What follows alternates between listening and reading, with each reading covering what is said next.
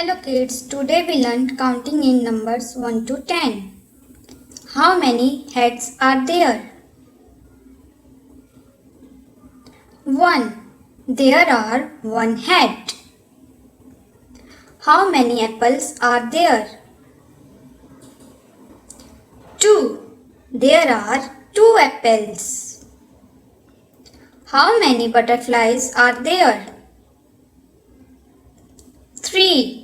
There are 3 butterflies. How many bells are there? There are 4 bells. How many combs are there? 5. There are 5 combs. How many ice creams are there? 6. There are 6 ice creams.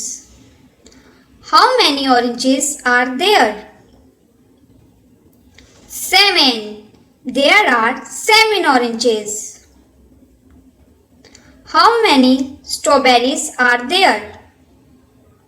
8. There are 8 strawberries.